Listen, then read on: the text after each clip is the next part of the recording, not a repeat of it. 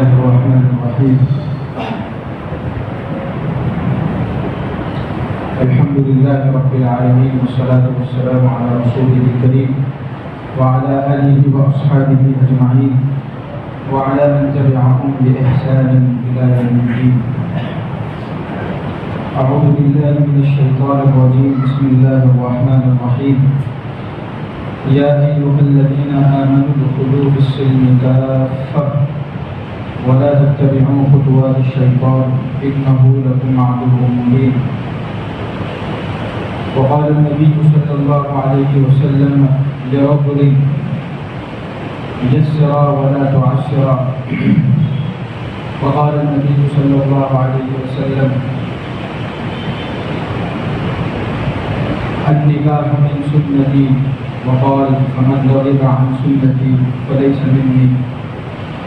وقال النبي صلى الله عليه وسلم إن أعظم النكاح بركة أيسره مؤونة. وقال النبي صلى الله عليه وسلم خير متاع الدنيا المرأة الصالحة.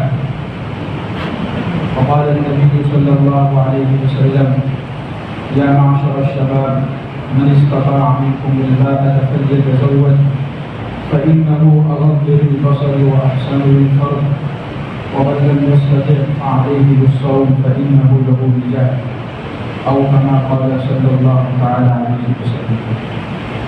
اللهم صل على سيدنا محمد وعلى آل سيدنا محمد وبارك وسلم.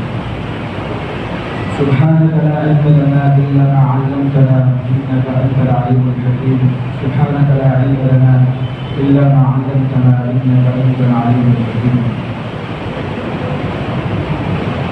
میرے انتہائی قابل احترام بزرگوں دوستوں اور عزیزوں، اللہ تعالیٰ کی طرف سے نبی کریم صلی اللہ علیہ وسلم کے ذریعے سے جو مجھے اور آپ کو زندگی گزارنے کا بہترین طریقہ ملا ہے اس کو دین کہا جاتا ہے۔ اللہ کی طرف سے اتنا معتدل ہے، اتنا شاندار ہے، اتنا حسین ہے، اتنا خوبصورت ہے، بلکہ یوں فرمایا ہے کہ دنیا اور آخرت کی ہر چھوٹی بڑی کامیابیوں کا ضامن زندگی کے اندر خوشیاں لانے والا ہے، پرسکون زندگی گزارنے کا بہترین نسخہ ہے۔ وہ شریعت ہے، وہ طریقت ہے، وہ راستہ ہے جو رسول اللہ صلی اللہ علیہ وسلم کے واسطے سے پوری امت کو ملا ہے، جس کو میں اور آپ آسان لفظوں میں دین کہتے ہیں۔ علماء کرام نے اور مشائخ نے اس دین کو 5 بڑے بڑے شعبوں پر تقسیم کیا ہے۔ ایک ایمانیات کا شعبہ ہے، ایک عبادت کا شعبہ ہے، اخلاقیات ہے، معاملات ہے، معاشرت ہے۔ یہ 5 شعبوں کے علاوہ بھی بہت سارے شعبے ہیں، لیکن دیکھا جائے تو پورا دین سمٹ کر ان 5 شعبوں میں آتا ہے۔ ایمانیات کے اندر عقائد، ہمارے دل کا یقین ہے اللہ ایک ہے، اللہ اپنے ذات و صفات میں یکتا ہے، رسول اللہ صلی اللہ علیہ وسلم آخری نبی ہے، آخری رسول ہے۔ یہ مصحف کی کتاب جو میں اور آپ پڑھتے ہیں یہ اللہ کی آخری کتاب ہے جو سچائی اور صداقت سے بنی ہوئی ہے۔ اس کا ایک لفظ بھی جھوٹ سے، اس کا ایک لفظ کے اندر بھی جھوٹ کی گنجائش نہیں۔ اس کے علاوہ مرنے کے بعد ایک زندگی ہے، آخرت کی زندگی جو ابد آباد کی زندگی ہے۔ اس زندگی کے حوالے سے میرا اور آپ کا یقین ہے، اس یقین کا تعلق ہمارے قلوب کے ساتھ ہے، دل کے ساتھ۔ اس کے علاوہ بھی بہت ساری چیزیں ہیں، موٹی موٹی باتیں آپ کے سامنے پیش کرنا۔ اسی طرح عبادات کے اندر نماز ہے، رمضان کا مہینہ آ گیا روزہ رکھنا ہے، صاحب مال ہے، شریعت کے بتائے ہوئے طریقے پر زکوٰۃ ادا کرنی ہے، اللہ نے مزید مال دیا ہے، بیت اللہ جا سکتے ہیں، وہاں سے آ سکتے ہیں، اپنے ماتحتوں کا سارا خرچہ برداشت کر سکتے ہیں، حج کرنا ہے، اس کا تعلق عبادات سے، قرآن پاک کی تلاوت کرنا ہے، رمضان کے آخری عشرے میں اعتکاف کرنا ہے، اللہ کا ذکر، یہ ساری کی ساری عبادات ہیں۔ اس کے علاوہ بھی عبادات بہت ساری ہیں۔ اسی طرح معاملات، بھائی آپس میں خرید و فروخت کا معاملہ، اجارہ داری کا معاملہ، کہ معاملات کے بہت سارے مستقل علماء ہیں، کتاب البیوع جو فقہ کی کتابوں کے اندر لکھے ہیں، اسی طرح ایک عظیم شعبہ ان شعبوں کے اندر جو ہے وہ معاشرت کا ہے۔ معاشرت یہ ایک عربی لفظ ہے جس کا مطلب ہوتا ہے رہن سہن، ہماری سوشل زندگی، جس کو بولا نا سوسائٹی، ایک بستی، ایک معاشرہ۔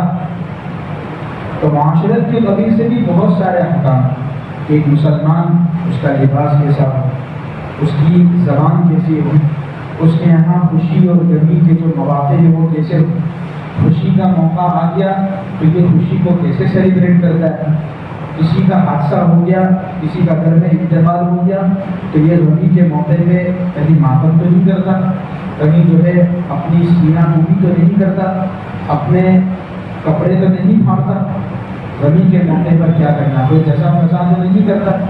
شادی کا موقع آیا، شادی کے موقع پہ یہ شادی کیسے کرتا ہے، معاشرت، اخلاقیات، یہ بھی عظیم شعبہ ہے۔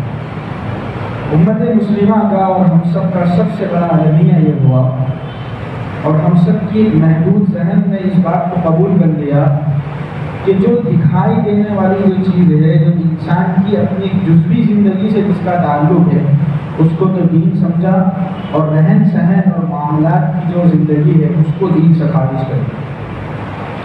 ایک عام آدمی کے ذہن کے اندر دین کا تصور کیا ہے؟ میرا اور آپ کے ذہن کے اندر ایک دین کا تصور، اپنی زبان کے اندر کہوں تو بھائی روزہ نماز ہے، بھائی وہ اس کے دیندار بہت دیندار ہے، بھائی کیا دیندار ہے، بھائی وہ اس لیے دیندار ہے کہ تہجد گزار ہے، ماشاء اللہ نماز بہت اچھی پڑھتا ہے، نماز کا پابند، الحمدللہ دین کا ایک شعبہ ہے۔ لیکن اخلاق، معاملات اور معاشرت یہ بھی تو ہے شریعت کے اور دین کے شعبے ہیں۔ بھائی وہ آدمی بہت نیک ہے، بہت دیندار ہے، کیوں بھائی روزانہ 5 پارے پڑھتا ہے، بہت اچھی بات ہے، الحمدللہ قرآن پاک کی تلاوت کرنا یہ بہت بڑی عبادت ہے، عظیم عبادت ہے، لیکن اخلاقیات اس کے کیسے ہے، گھر میں اس کا رہن سہن کیسا ہے، گھر کی اس کی زندگی، گھریلو زندگی کیسی ہے، اس سلسلے میں کوئی پیش رفت نہیں۔ اسی طرح بھائی کہا جاتا ہے کہ بھائی وہ فلاں آدمی بہت اچھا ہے، بھائی کیوں بہت اچھا ہے، بھائی وہ فلاں آدمی نے اتنے حج کیے، ہر سال عمرے میں جاتا ہے رمضان کے اندر، بہت اچھی بات، لیکن اس کا مطلب یہ نہیں ہے کہ اس نے ایک شریعت کے ایک جز کو ادا کر کے وہ کامل اور مکمل ادا کر۔ اس طرح ہاتھ ہے، پیر ہے، اور یہ جسم کے مختلف اعضاء بن کر ایک انسان کا وجود ہے، ایسے ہی ایمانیات، عبادات، اخلاق اور معاملات اور معاشرت سے مل کر دین کا وجود آتا ہے، اور اللہ کی رضا مکمل دین پر چلنے کے اعتبار سے اللہ نہ ناقص دین پر راضی ہے، نہ اللہ ناقص دین کو قبول کرتا ہے۔ اس میں قرآن مجید میں اللہ تعالیٰ فرماتے ہیں ان الدین عند اللہ الاسلام، اللہ کے یہاں جو مقبول مذہب، جو طرز زندگی ہے، جو بہترین جو لائف اسٹائل ہے وہ اسلام، اور اس کا مکمل عملی نمونہ وہ حضرت محمد صلی اللہ علیہ وسلم کی ذات اقدس ہے۔ خود اللہ تعالیٰ ایک موقع پر فرماتے ہیں لقد کان لکم فی رسول اللہ اسوۃ حسنہ، کہ ہم نے رسول اللہ صلی اللہ علیہ وسلم کے اندر ان کی ذات کے اندر ایک بہترین نمونہ پیدا کیا ہے۔ ایک موقع پر اللہ فرماتے ہیں قل ان کنتم تحبون اللہ فاتبعونی، اے نبی آپ ان کو کہہ دیجیے اگر تم اللہ تعالیٰ سے محبت کے دعوے دار ہو فاتبعونی، تو تم میری اتباع کرو۔ پتہ چلا کہ اللہ کے نبی صلی اللہ علیہ وسلم کی اتباع کے اندر دراصل اللہ کی رضا ہے، اللہ کے نبی صلی اللہ علیہ وسلم کی اتباع سنت کے اندر دراصل اللہ کی طرف سے ملنے والی کامیابی ہے۔ اگر کوئی آدمی اتباع سنت کے بغیر رسول اللہ صلی اللہ علیہ وسلم کی زندگی کو اپنائے بغیر اپنے آپ کے کامیاب ہونے کا، اپنے اللہ کے یہاں محبوب ہونے کا دعویٰ کرتا ہے تو قرآن کریم کی آیت بتاتی ہے کہ وہ اپنے دعوے میں جھوٹا ہے۔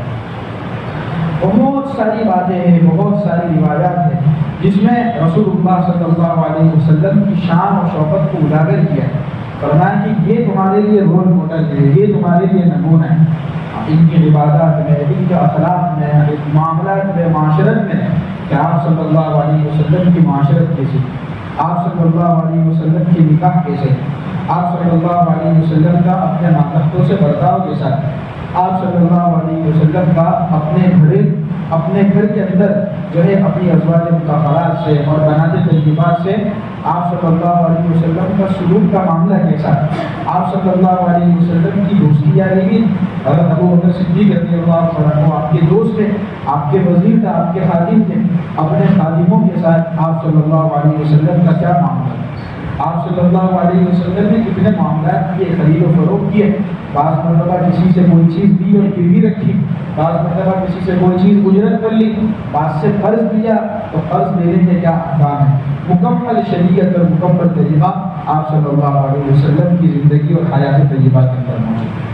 ہماری سب سے بڑی ذمہ داری یہ ہے کہ ہم اللہ کے اس دین کے بارے میں، رسول اللہ صلی اللہ علیہ وسلم کی پاکیزہ سنت کے بارے میں میں اور آپ تحقیق کرے، تفتیش کرے، اپنے آپ کو اس کا ذمہ دار بنائیں کہ میں اپنے آپ کو مکمل طور پر اللہ اور اللہ کے رسول صلی اللہ علیہ وسلم کے حوالے کروں، چاہے میری انفرادی زندگی سے اس کا تعلق ہو، چاہے میری جو ہے اجتماعی زندگی سے اس کا تعلق ہو۔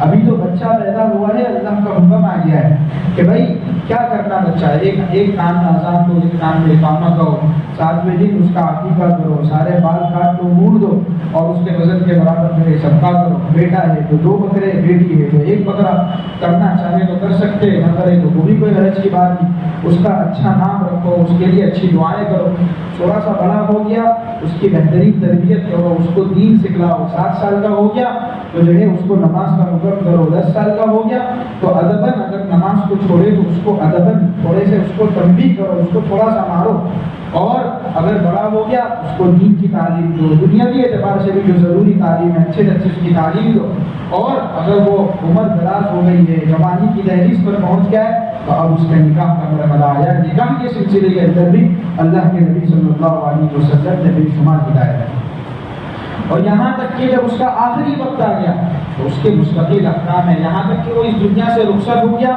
اس کے مستقل احکام ہیں، اس کو کس طرح نہلانا ہے، کس طرح کفنانا ہے، اس کو کس طرح دفنانا ہے، اس کے وصال ثواب کا اہتمام کیسے کرنا ہے، جب آنے کے جانے کا اور دنیا کے اندر جتنے بھی مرحلے ان تمام مرحلوں کے اعتبار سے اللہ کے نبی صلی اللہ علیہ وسلم کی جانب سے تفصیلات موجود ہیں۔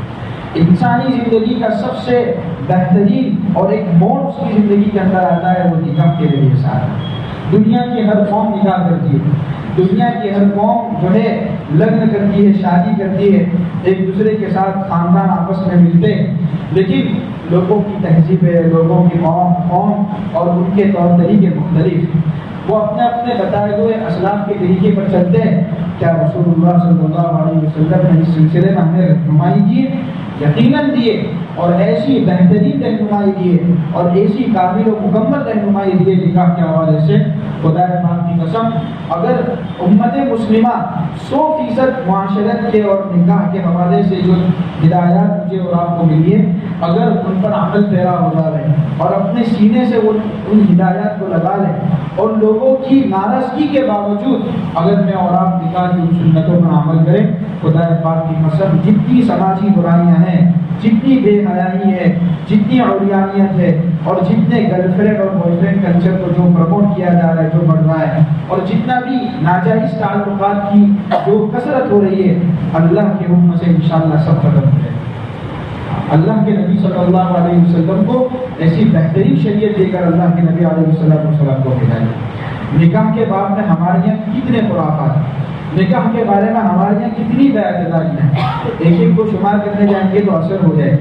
میں موٹی موٹی بات اور جس کے حوالہ جس کو ہماری زندگیوں میں لانا ازحد ضروری ہے وہ آپ کے سامنے گوش گزار کرو۔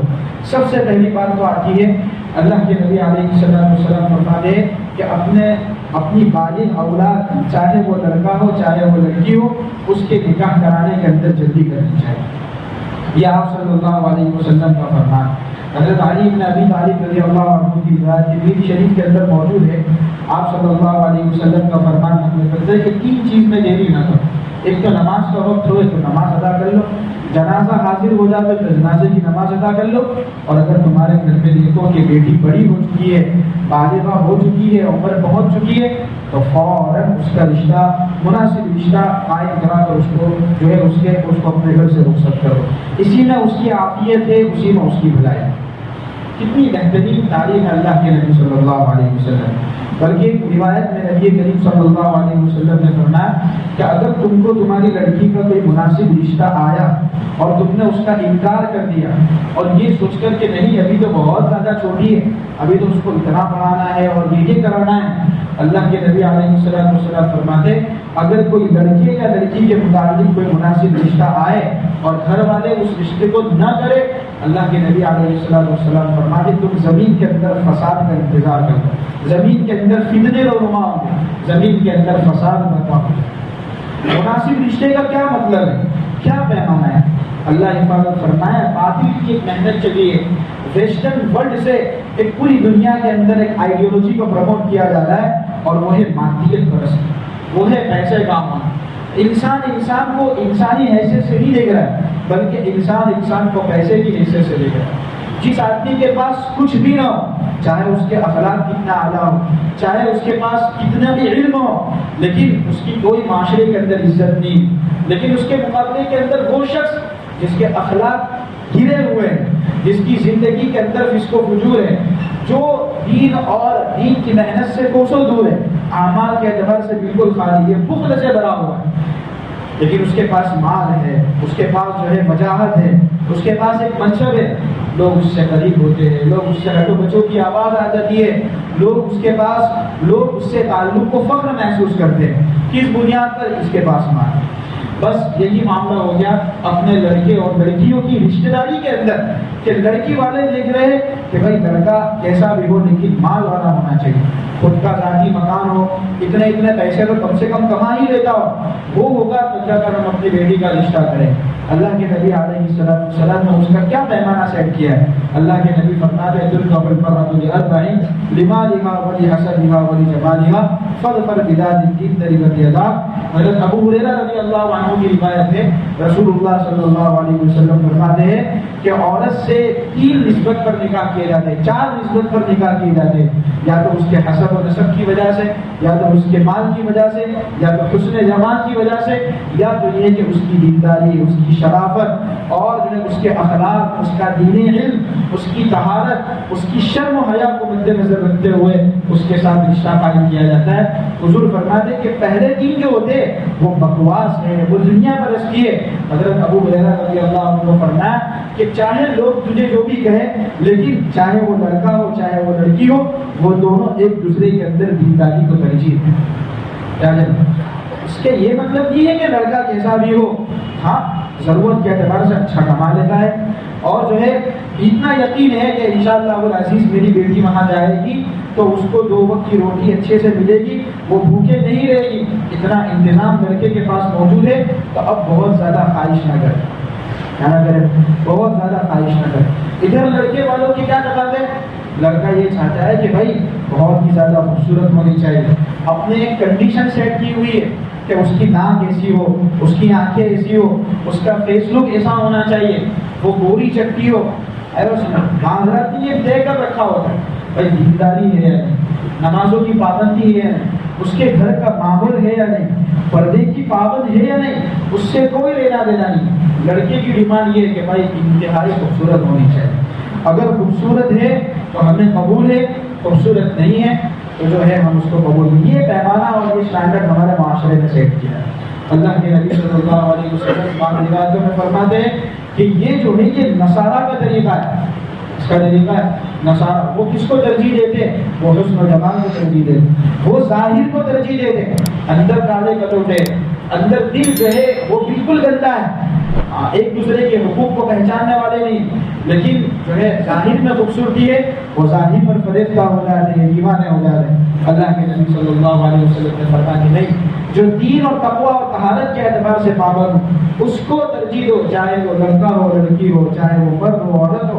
اگر ایک دوسرے کو ترجیحات کا معیار دین ہوگا تو انشاءاللہ العزیز ان کی میرج لائف سکسیسفل ہوگی، ان کی زندگی بہت خوشگوار گزرے گی، اس لیے کہ ان کے اندر اللہ کا ڈر ہے، ان کے اندر تقویٰ ہے، ایک دوسرے کے حقوق کو پہچانتے ہیں. جب ایک دوسرے کے حقوق کو پہچانتے ہوں گے تو ایک دوسرے کے حقوق کو ادا کرنے کے سلسلے کے اندر وہ فکر کرتے ہوں گے. اب ہوا یہ کہ جب مال کا ایک پیمانہ سیٹ کیا ہے تو ہر ایک کی ایک فکر ہے کہ بھائی میں مالدار بننا ہوں، ہر ایک مالدار بننا کوئی گناہ نہیں، لیکن بس وہاں تک ان خرچوں تک پہنچنے کے لیے جو ہے ایک عمر چلی جاتی ہے، 24 سال ہو گئے، 25 سال ہو گئے، خواتین لڑکی کی عمر بڑھ رہی، اللہ کا بڑا احسان ہے ہمارے یہاں اتنا زیادہ نہیں ہے، لیکن دیگر علاقوں کے اندر دیکھا جائے تو 25 سال لڑکی کی عمر ہو گئی، 26 سال لڑکی کی عمر ہو گئی، لیکن کوئی رشتہ نہیں، کوئی بات نہیں۔ کیوں؟ وجہ یہ کہ نکاح تو کر رہی ہے لیکن نکاح کے پیچھے خرچہ ہے، لڑکی والوں کا خرچہ ہے۔ ہاں، نکاح ایسے نہیں ہونے والا ہے، نکاح کے پیچھے اگر نکاح کے لیے کوئی ڈیٹ فکس ہو گئی تو یہاں لڑکے والے فکر نہ، یہاں لڑکی والے فکر۔ اللہ کے نبی صلی اللہ علیہ وسلم کی تعلیمات دیکھیے، آپ صلی اللہ علیہ وسلم کے زمانے کے اندر صحابہ کے ایک نکاح نہیں ہوتے تھے، ایک سے زائد نکاح ہوتے تھے۔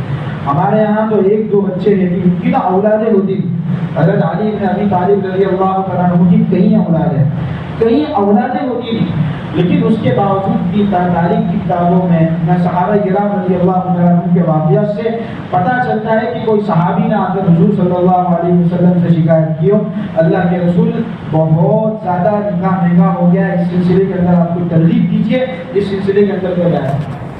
یہ تو ایک انسان کی جنسی ضرورت ہے، ایک ضرورت کو پورا کرنے کے لیے انسان بہت زیادہ ہلہ نہیں مچاتا۔ بھائی کھانا پینا انسان کی ضرورت ہے، آپ کھاؤ گے تو کیا لوگوں کو اعلان کرو گے بھائی میں نے آج دوپہر کا کھانا کھایا ہے، بھائی میں نے آج رات کا کھانا کھایا ہے، بھائی میں آج رات کو آرام کر کے آیا ہوں۔ ایک انسانی ضرورت ہے، انسانی ضرورت کو پورا کرنے کے اندر انسان شور نہیں مچاتا، جو وقت پہ جس طرح مل جاتا ہے اپنی ضرورت کو پورا کر لیتا ہے۔ انسان کی جس طرح ایک جسمانی ضرورت ہے، کھانے پینے کی ایک ضرورت ہے، ایسے انسان کی جنسی ضرورت ہے۔ اللہ تعالیٰ نے نسل انسانی کو بڑھانے کے لیے اللہ نے اس کے اندر سیکشول ڈیزائر رکھے ہے، شہوانیت رکھی ہے۔ اگر ان شہوانیت کو، اگر ان شہوانی جذبوں کو وقت پر اگر حلال راستہ نہیں ملا تو میرے محترم بازار کے اندر 1 2 3 4 نہیں ہزاروں حرام راستے، اور حرام راستوں سے آج کا یہ نوجوان مرد اور عورت، لڑکا اور لڑکی حرام رشتے سے اور حرام لذتیں حاصل کرتے ہیں۔ اس کا حلال طریقہ اللہ نے اور اللہ کے نبی صلی اللہ علیہ وسلم نے نکاح بتایا، اور نکاح کو آسان بتایا، سادہ بتایا۔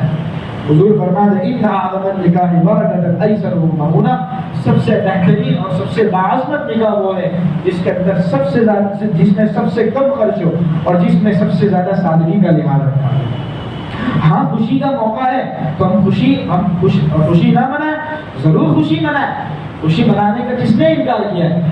عین فطرت کے مطابق اللہ کے نبی صلی اللہ علیہ وسلم کی تعلیمات ہے۔ خوشی لڑکی والوں کے مقابلے کے اندر لڑکوں کو زیادہ ہو رہی ہے۔ ہم نے دیکھا ہوگا کہ لڑکی کو جب رخصت کرتے ہیں تو اس کے گھر والے رو رہے ہیں، باپ زیادہ رو رہا ہے، بھائی رو رہا ہے، ماں رو رہی ہے۔ ہاں خوشی ہے کہ بھائی لڑکی کا اچھا لڑکی کسی گھر پر جا رہی ہے، لیکن غم بھی ہو رہا ہے۔ لیکن سب سے زیادہ خوشی کس کو ہو رہی ہے؟ سب سے زیادہ خوشی ہو رہی ہے لڑکے والوں کو کہ بھائی ایک بہو آ رہی ہے ہمارے یہاں، نسل آگے بڑھنے والی ہے، دو خاندان آپس میں ملے تو ساری ذمہ داری شریعت نے لڑکے پر رکھی ہے کہ مہر بھی تو ادا کرے گا، اور جتنے بھی نام و نفقہ اور جو بھی خرچ ہوں گے وہ سارے تیرے ذمہ ہوں گے۔ تیرے ذمہ ضروری ہے کہ اس کو ٹھکانہ دینا۔ تو اگر تیرے گھر میں گنجائش ہے تو بہت اچھی بات ہے، اگر گھر میں گنجائش نہیں ہے، اگر کوئی تو ذاتی فلیٹ لے سکتا ہے تو ذاتی فلیٹ لے، یا کرائے کا لے سکتا ہے تو کرائے کا لے، اس کے اندر بیڈ وغیرہ کا انتظام کرنا، فرنیچر کا انتظام کرنا، چونکہ یہ تیری ذمہ داری ہے، تجھے اس کا خرچہ برداشت کرنا پڑے گا، مرد کی ذمہ داری۔ آج ہمارے معاشرے میں کیا ہو رہا ہے؟ معاشرے میں یہ ہے کہ سارا خرچ لڑکی والا، بیچارہ لڑکی کا باپ جیسے ہی رشتہ ہوتا ہے، ابھی تو 12-13 سال کی عمر ہے، 14 سال کی عمر ہے لڑکی کی، سب سے پہلے تو فکر یہ ہو جاتی ہے کہ مناسب اچھا رشتہ آ جائے۔ رشتہ اگر آ گیا اب اس کے بعد لینا دینا جو سلسلہ چل رہا ہے، فتوے کے اعتبار سے تو آپ دیکھیں گے وہاں یہی ملے گا کہ جائز ہے، اور یقیناً جائز ہے، لیکن اس کو ایک رسم کی حیثیت دی جاتی ہے، ایک فارمولیٹی کی ایک حیثیت دی جاتی ہے، اس کا کرنا جو ضروری سمجھا جاتا ہے اس کے مطابق میں عورت اچھے سے واقف ہے کہ اتنا تو کرنا ہی پڑے گا، نہیں کریں گے تو خراب لگے گا، لوگ کیا کہیں گے۔ پھر اس کے بعد لینا دینا شروع ہوتا ہے، اس کے بعد پھر شادی کی ایک ڈیٹ طے ہوتی ہے کہ بھائی 1 سال کے بعد یا 8 مہینے کے بعد اب مڈل کلاس سے تعلق رکھنے والا ایک متوسط گھرانے کا باپ فکر مند ہو جائے، اس کی راتوں کی نیند حرام ہو جاتی ہے۔ بھائی اتنے جوڑے دینے ہیں، اتنا سب کچھ کرنا ہے، 800,000 آدمی کو کھانا کے، لڑکی کا باپ فکر مند، اور اتنا سب کچھ جہیز کے اندر دینا ہے، اور اتنے لاکھ کا تو فرنیچر آئے گا وہ سب کرنا ہے، اور پھر لڑکے والے آئیں گے تو ان کو کھلانا ہے پلانا ہے، میں کیسے کروں گا؟ تو اگر وہ اللہ متمول گھرانے سے ہے، مالدار ہے، اس کو کچھ فکر نہیں، وہ تو 10 کی جگہ 20 دے گا، 20 کی جگہ 50 دے گا، 50 کی جگہ 100 دے گا۔ اچھا، وفی ذالک فلیتنافس المتنافسون، وہاں تو شان و شوکت اظہار کرنا ہے نا، اپنی مالداری دکھانے کا موقع آتا ہے کہ میرے پاس اللہ نے کتنا مال دیا ہے، اللہ کا بہت احسان ہے، فضل و احسان ہے، ہمارے یہاں اتنا زیادہ نہیں، لیکن جہاں جہالت ہے، جہاں اتنی زیادہ دینداری نہیں ہے، گھروں کو سجایا جا رہا ہے، گھروں کو لائٹنگ کی جا رہی ہے، اور پہلے 4-5 دن پہلے سے دعوتوں کا سلسلہ شروع ہو رہا ہے۔ یاد رکھیے، فتاویٰ کی روشنی میں بتلا رہا ہوں کہ ولیمے سے پہلے کی جتنی دعوتیں ہیں، جو 3-4 دن 5 دن پہلے سے یہ بات دیگر چلتی ہے، اس کا شریعت میں کوئی ثبوت نہیں ہے، بلکہ بعض مفتیان نے اس میں شرکت کو حرام کیا، حرام ہے یہ ساری چیزیں۔ کیوں؟ اس لیے کہ اس کو پارٹ آف دا مینج شامل کر دیا گیا، کوئی اگر نہ کرے تو لوگوں میں باتیں بنتی ہیں، اس نے یہ نہیں کیا، اس نے یہ نہیں کیا، اس نے یہ نہیں کیا، تو ساری ذمہ داری مرد پر رکھی ہے۔ لڑکی کے باپ کو بے فکر کیا، تجھے تو اپنا کلیجہ دے رہا ہے کسی کو، تو اپنے جگر کے ٹکڑے کو دے رہا ہے، تجھ پر کسی طرح کی کوئی ذمہ داری ہے، لیکن سارے معاشرے میں بوجھ کس پر رکھ دیا ہے؟ لڑکی کے باپ پر۔ اللہ ہم سب کی حفاظت کرے۔ بعض مرتبہ دل میں یہ بات آتی ہے کہ میں لڑکی کا باپ ہوں، مجھے دینا ہے، لڑکی رخصت ہو رہی ہے، ہاں دیجیے، کون منع کرتا ہے، لیکن نکاح کے عنوان پر دینا کیوں ضروری؟ زندگی پڑی ہوئی اپنی بیٹی، آپ جو چاہے دے، آپ 10 کی 50 کی 100 کپڑے لے، 1000 جوڑی لے، لیکن زندگی پڑی ہوئی ہے، 2-4 مہینے کے بعد دے دے۔ بیٹی کو کہہ دے بیٹا جب تیرا جی چاہے مجھے کہہ دے، میں اتنے پیسے دے دوں، جب تیرا جی چاہے آپ مجھے بتا دے میرے لیے اتنے کپڑے دے، لیکن خاص اس کی نکاح کے عنوان پر ایک مجلس سجانا، اور جو کچھ دیا گیا ہے لڑکی والوں کی جانب سے اس کو بدلانا، اس کے فوٹو پاڑنا اور لوگوں میں وائرل کرنا، اور پھر باتیں بننا کہ بھائی آج اتنا دیا ہے، اتنا سونا دیا ہے۔ میرے محترم، یہ بالکل شریعت کا مزاج ہے، شریعت میں بالکل آسانی ہے، ساری ذمہ داری مرد پر ہے، زیادہ خوشی ہے مرد پر، اس کو کہا کہ ولیمہ۔ حضرت عبد الرحمن بن عوف رضی اللہ تعالیٰ اور دیگر صحابہ کرام رضی اللہ تعالیٰ اجمعین کے نکاح کیسے تھے؟ ان کے سامنے مقصد حیات تھی۔ اللہ ہم سب کی حفاظت فرمائے۔ ہم ضرورتوں کے اندر الجھ گئے، ہم تو صرف وضو کر رہے، نماز پڑھی نہیں رہے۔ ہاں بھائی، وضو اس لیے کرنا ہے کہ نماز پڑھنا۔ ان کے سامنے مقصد تھا اللہ کا دین، اللہ کے دین کی سربلندی۔ ہاں، لہٰذا یہ ساری ضرورت کی چیزیں، یہ تو راستے کی چیزیں تھی، اور راستے کی چیزوں میں اتنا زیادہ اہتمام نہیں کیا جاتا۔ اللہ کے نبی صلی اللہ علیہ وسلم نے بعض ازواج سے نکاح، حضرت صفیہ رضی اللہ تعالیٰ عنہا سے نکاح سفر میں کیا، سفر میں نکاح کیا، صبح شب باشی ہوئی، آپ صلی اللہ علیہ وسلم نے صحابہ کو کہا جس کے پاس جو کچھ ہو لے کر آؤ، کچھ پنیر لے کر آ گئے، کچھ دودھ لے کر آ گئے، کچھ ستو لے کر آ گئے، کچھ گھی لے کر آ گئے، اور جو ہے اس کا ملیدہ بنایا، اور جو ہے آپ صلی اللہ علیہ وسلم نے کہا کہ وہ چھپر نکالو، دسترخوان بچھا، ڈال دیا کہ ہاں ولیمۃ رسول اللہ صلی اللہ علیہ وسلم۔ آپ صلی اللہ علیہ وسلم کا سب سے بڑا ولیمہ وہ حضرت زینب رضی اللہ تعالیٰ عنہ کے ساتھ جب آپ کا نکاح ہوا، اس سب سے بڑی ولیمے کے اندر صرف ایک بکری ذبح ہوئی۔ کتنی بکری ذبح ہوئی بھائی؟ حالانکہ آپ صلی اللہ علیہ وسلم کے ولیمے میں سب سے بڑا ولیمہ حضرت زینب رضی اللہ تعالیٰ عنہ، کتنی بکری ذبح ہوئی؟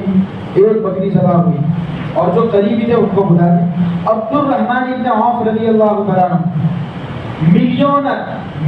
بلین ڈالر کے مالک، جن کی تجارت شام سے لے کے مدینہ تک پورے حجاز مقدس میں پھیلی ہوئی ہے، ان کا نکاح ہو گیا، سب کچھ ہو گیا، حضور صلی اللہ علیہ وسلم کو علم ہے۔ سوچیں کس اعلیٰ درجے کی پاکیزہ معاشرت تھی، جو تکلف سے پاک تھی، جی ان کے دل کتنے سادہ تھے، ان کے دل میں کسی طرح کا کوئی دکھاوا نہیں تھا، کسی طرح کی کوئی ناراضگی نہیں۔ حضور صلی اللہ علیہ وسلم جیسی ہستی کو نہیں بلایا گیا۔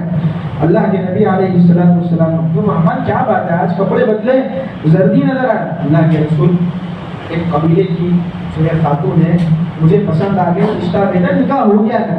رسول اللہ صلی اللہ علیہ وسلم کسی ہستی کو علم نہیں. اچھا ولیمہ کیا؟ جی ولیمہ نہیں ہوا. اولم ولو بشانی. اللہ کے نبی نے فرمایا کہ مختصر کرو، ولیمہ تو کرنا ہے. اپنے قریبی رشتہ دار کو بلا لو، بھائی بہن کو بلا لو، گھروں میں کر لو. کوئی ضرورت نہیں ہے شامیانے سجانے کی، کوئی ضرورت نہیں ہے ہال بک کرانے کی، کوئی فرض اور واجب نہیں ہے. فتوے کی روح سے جائز ہے، لیکن شریعت کا مزاج بالکل بھی نہیں. شریعت کا مزاج بالکل. ہم وہاں تک پہنچنے کے اندر اپنے نوجوان لڑکے اور لڑکیوں کے نکاح کو مؤخر کرتے چلے جائیں. ایسی ایسی کارگزاریاں اللہ حفاظت فرمائے. اگر آپ کو بدلا دی جاوے، اگر میں اور آپ سنتے سناتے سوشل میڈیا کا زمانہ ہے، ہمارے سینے پھٹ جاوے جس کے اندر غیرت ہو، جس دل کے اندر غیرت ہو. کیا بیتی ہے ان لڑکیوں پر جن کے ماں باپ جو ہے جو جہیز دینے کے لیے اور ایک شادی کے خرچ کو برداشت کرنے کی طاقت نہیں رکھتے. بہت زیادہ میری اور آپ کی زبانوں پر یہ شکوے آتے ہیں نا کہ مسلمان لڑکیاں بھاگ گئی، مسلمان لڑکیاں بھاگ گئی. مسلمان لڑکیوں کے مرتد ہونے کی بھی وجہ اور بہت سارے اسباب میں کا ایک بڑا قوی سبب یہ ہے کہ وہ لڑکیاں بھاگ رہی ہے جن کو امید یہ ہے کہ ہمارا کبھی نکاح ہونے والا ہے. وہ ہندو آ کر کہتا ہے کہ میں تیرے گھر سے کچھ نہیں لوں گا، تو آ جا میرا گھر میرا مذہب قبول کر لے، تجھے گھر بھی دوں گا، تجھے پہنانے کے لیے کپڑے بھی دوں گا، تیرے سارے خرچے برداشت کروں گا. اور وہ مسلمان بیچاری خاتون ظاہر سی بات ہے اس کو تو اپنی تاریخی نظر آ رہی تھی کہ میں کب تک اپنے گھر کے اندر جو ہے وہاں پڑی رہوں گی، اپنے ماں باپ کے گھر کے اندر اپنی عزت کی حفاظت کروں گی. کم سے کم وہاں جا کر مجھے دانا پانی تو مل جائے گا، وہ بھی خوش ہے اور اس کے گھر کے ماں باپ بھی خوش ہے. سچی کارگزاری. ماں باپ کہہ رہے کہ کم سے کم یہاں مر مر کے جیتی، کم سے کم وہاں جا کر اچھے سے کھا پی تو رہی. اللہ ہم سب کی حفاظت کرے. میرے محترم دوستو عزیزو، عملی قدم اٹھانے کی ضرورت ہے. اس لیے جو نوجوان یہاں بیٹھے ہوئے ہیں اور جو باپ یہاں پر بیٹھے ہوئے کم سے کم اس سلسلے کے اندر فکر کریں. مجھے بڑا تعجب ہوتا ہے عبادت کے مسئلے پوچھتے ہیں. حضرت وضو کے اندر یہ کرنا ضروری ہے، حضرت نماز کے اندر اس طرح پڑھنا ضروری ہے. بہت اچھی بات ہے بات، لیکن آج تک کوئی آگے کسی نے نہیں پوچھا، کسی نوجوان نے حضرت میرے گھر پہ نکاح ہے، نکاح کے تعلق سے کیا عمل کرنا ہے، اسلام میں شادی کیسی ہوتی ہے. ہمارے مظاہرے تو یہی ہوتے ہیں، ابھی تو یہ چل رہا ہے، ابھی تو یہ چل رہا ہے، ابھی تو یہ رسم و رواج ہے، ابھی تو ایک نیا طریقہ آیا ہے. گویا کہ ہم دنیا کے رسم و رواج کو رسول اللہ صلی اللہ علیہ وسلم کی سنتوں کو ترجیح دے رہے ہیں. اور جہاں کہیں بات آ جاتی ہے تو کہتے ہیں کہ بھائی لوگ کیا کہیں گے. خدا پاک کی قسم لوگ تو یہی کہیں گے انا للہ و انا الیہ راجعون. یہ ایسا غیر محبوب جذبہ ہے، خدا کی قسم کھا کر کہتا ہوں یہی غیر محبوب جذبے نے حضرت علی ابن ابی طالب کو جو ہے ایمان لانے سے روک دیا. کیا تھے اللہ کے نبی صلی اللہ علیہ وسلم کے ہمدم، اللہ کے نبی صلی اللہ علیہ وسلم کے ہاتھ پیر، اللہ کے نبی صلی اللہ علیہ وسلم کے محافظ، اللہ کے نبی صلی اللہ علیہ وسلم سے تکلیفوں کو دور کرنے والے آپ کے محبوب چچا حضرت علی رضی اللہ حضرت ابو طالب، چچا ابو طالب، مجھ سے سب ہو گیا، چچا ابو طالب. آخری وقت ہے اللہ کے نبی صلی اللہ علیہ وسلم خدمت میں حاضر ہوئے. آپ صلی اللہ علیہ وسلم نے کہا چچا آپ نے مجھے اتنا ساتھ دیا، آپ نے ہر طرح سے میری مدد کی، چچا ایمان قبول کر لیجیے، خالی کہہ دیجیے لا الہ الا اللہ محمد رسول اللہ. انہوں نے کیا کہا کہ انہوں نے جو سبب پیش کیا کہ دیکھو میں قبول کروں گا، یہ مشرکین مکہ یہ قبیلے کیا کہیں گے کہ دیکھو جہنم کی آگ کے خوف سے اس نے اسلام قبول کر لیا. یہ آگ اس کو کیا کہتے ہیں آگ شرم. کہا کہ انا اختار النار علی العار، انا اختار النار. لوگ کیا کہیں، یہی تو بات تھی خواجہ ابو طالب میں. وہ تو مقدر میں ہدایت نہیں تھی، لیکن جو انہوں نے روایتوں میں جو بات آتی ہے وہی بات تھی کہ اگر میں اسلام قبول کر لوں گا تو لوگ کیا کہیں گے میرے بارے میں. یہ بات کہی پوری زندگی شرک پر رہا، اپنے باپ دادا کے دین پر رہا اور ڈر سے اپنے جو ہے مظلوم چچا اپنے مظلوم بھتیجے کی بات قبول کر لی، اس نے اسلام قبول کر لی. یہی غیر محبوب جذبہ جب آ گیا تو وہ ایمان سے اسلام سے محروم رہے. میرے محترم آپ اپنی دنیا کے اندر اپنی زندگی کے اندر کسی بھی آدمی کو اور ہر آدمی کو آپ جو ہے خوش نہیں کر سکتے. یہ کامیاب زندگی کا راز. آپ کی زندگی میں ایسے لوگ رہیں گے جو تنقید کرنے والے ہوں گے، آپ پر کیچڑ اچھالنے والے ہوں گے، آپ 100% کسی کو خوش کر ہی نہیں سکتے۔ اللہ کے نبی صلی اللہ علیہ وسلم کے مرتے دم تک انتقال کے وقت تک آپ کے دشمن موجود رہے، ہر ایک کی رعایت کرنے جائیں گے تو ہم حق سے پیچھے رہ جائیں گے۔ اس لیے ہمارے اندر اخلاص ہونا چاہیے، اللہ کو راضی کرنے کا جذبہ ہونا چاہیے، طریقہ نبی صلی اللہ علیہ وسلم ہونا چاہیے، چاہے دنیا والے گھر خلاف ہی کیوں نہ ہو جائے، کوئی کچھ بھی کہتا رہے، کہنے والے تو اچھا کرو گے تب بھی کہیں گے، برا کہو گے تب بھی کہیں گے۔ اس لیے دوستوں بزرگ عزیزوں، اس سلسلے کے اندر تھوڑی سنجیدگی، تھوڑا غور و فکر کریں، اور جب بھی جس کا ہاں موقع ہو اس سلسلے میں تھوڑا گھر والوں خواتین کو بھی سمجھائے، بیٹے بیٹی کو بھی سمجھائے، خاص طور پر بچپن ہی سے ان کی ایسی تربیت ہو، اہل علم سے پوچھے کہ رسول اللہ صلی اللہ علیہ وسلم کی سنت اور رسول اللہ صلی اللہ علیہ وسلم کے یہاں شادی کیسی ہوئی، اسلامی طریقہ کیا ہے، مجھے کیا کرنا ہے، ساری باتیں جو ہے کتابوں کے اندر موجود ہے۔ ضرورت اس بات کی ہم اپنی آنکھوں سے ان سنتوں کو زندہ ہوتے ہوئے ہیں۔ اللہ تعالیٰ نے جو بات کہلائی اس کو سمجھنے کی، اس پر ہم تمام کو عمل کی توفیق عطا فرمائے۔